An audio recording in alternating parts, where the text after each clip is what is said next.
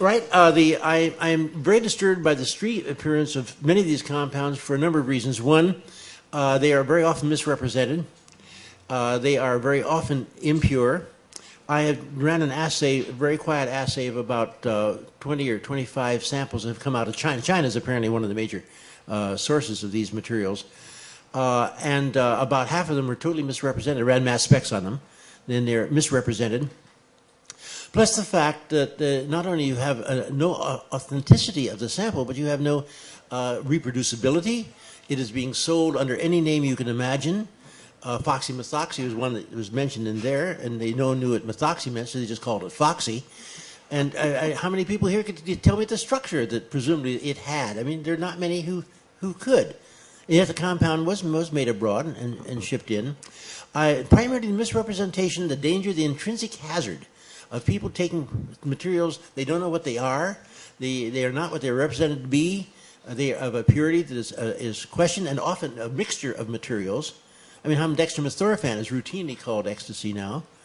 And these are things that I feel very uncomfortable with. And I'm sorry to see this proliferate use of unconfirmable materials on the street. What we really should have is a site in which materials can be identified, analyzed, and authenticated before they're used. And that should be available to anyone and everyone who wishes to use a drug.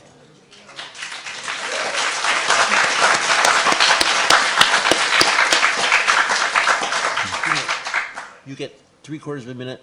I get 3/4 of a minute. You get 3/4 of a minute. Most to Myron. Myron, can you wind this up in 2 minutes? 2 minutes. A minute and a half. Well, yes. What would you say to someone who has never tried psychedelics or who is afraid to? Well, I think I said the most important part about it. First of all, you've got to face the issue that's just been raised here about these things are illegal. So there is a problem of getting the drug and making sure that it's the right stuff, that it is pure stuff and usable.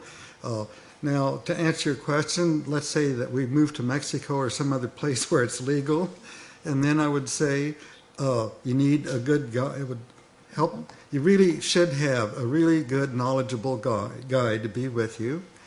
And also, the person who wants to do this should have a very good reason for doing this. A lot of people do this for... I didn't realize I wasn't speaking here. A lot of people do this just for kicks and entertainment. That is not the proper use of these substances. I consider them to be a very sacred substance. They're of enormous value. It's a tremendous gift to the planet. We should honor that and honor it by making the most of how we can use them properly and effectively. Thank you for the question. That brings us to a good conclusion. Absolutely excellent.